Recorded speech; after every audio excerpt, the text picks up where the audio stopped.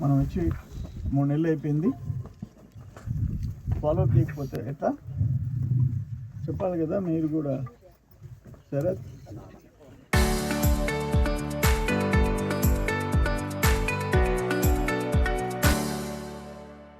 Sanction చెప్పబోయా. మొత్తం 540 పట్టాలు ఇచ్చి ఉండేది 191 మందికి 382 ఎకరాలు, ఇంకా 158 ఎకరాలు ఉంది. ఇప్పటిదాకా 700 టన్నుల చెట్లు కొట్టారు. 3.5 లక్షలు వచ్చింది. ఖర్చు ఏమో 3,65,000 అయింది. ఎక్స్వేటర్ కాకుండా ఎక్స్వేటర్ మీ డబ్బులు అది ఎంత అయింది? ఎక్స్వేటర్ 2,40,000 అయింది. సో ఇంకా అప్పటికి 230 ఎకరాలు కొట్టారు. ఇంకా 320 ఎకరాలు కొట్టాలా. రెండోది మళ్ళీ ఇప్పుడు కొత్తగా ఒకటి తెచ్చారు. 70 చిల్లర మందికి 2.5 ఎకరాలు లెక్కన. ఎప్పుడు ఇచ్చింది? ఏ సంవత్సరం? 92లో ఇచ్చారు. వీళ్ళని 2.5 ఎకరాల లెక్కన రొయ్యలు గుంటలు సాగు చేసుకోమని. ఎంతమంది చేస్తున్నారా? ఇప్పుడు అక్కడ నిమ్మ చెట్లు వేసుకుంటే పొదలకూరులో ఎకరాకి 4 లక్షలు 5 లక్షలు మిగులుతుందంట. ఇటువంటి తోటలో నిమ్మ చెట్లు వేసుకుంటారావా?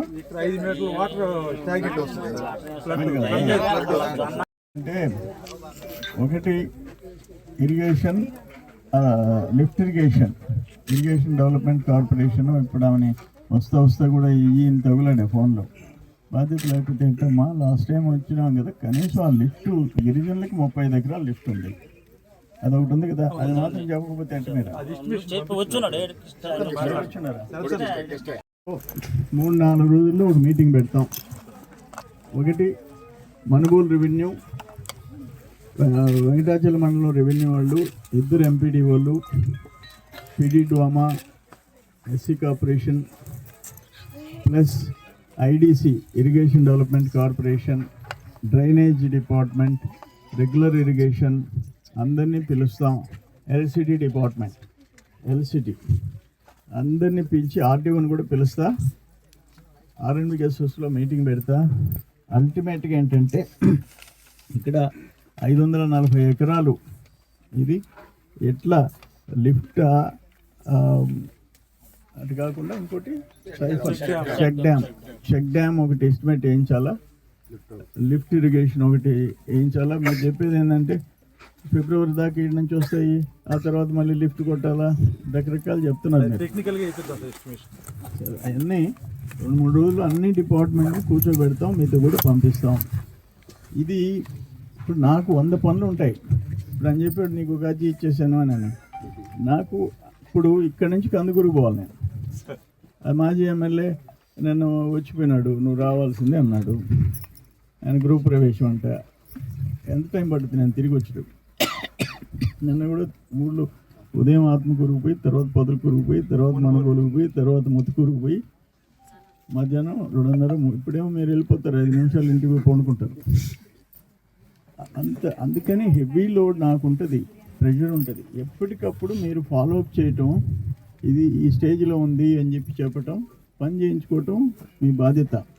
నేను ఏమంటానంటే 540 ఎకరాలని బీడు పెట్టుకోవటం కరెక్ట్ కాదు. ఇన్నేళ్ళు ఇంచుమించు 45 ఇయర్స్, 45 సంవత్సరాలు. దురదృష్టం ఇది.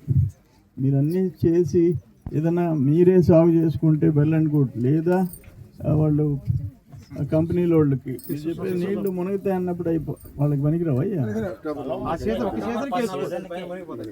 8 ఎకరాలు మిగిలింది.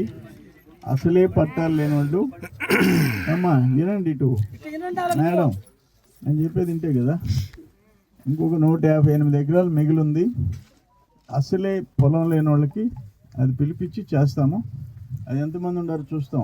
వస్తే ఎకరాల లెక్కన ఇస్తాం, కొద్దిమంది కానీ ఉంటే 1.5 లెక్కన ఇస్తాం. అది కూడా కంప్లీట్ చేస్తాం. అల్టిమేట్గా మీరు ఆ కాలువలు పొలం మధ్యలో, ఈ ల్యాండ్ మధ్యలో కాలువ రావాలంటున్నారు. దాన్ని ఏం చేయాలో చూస్తాం.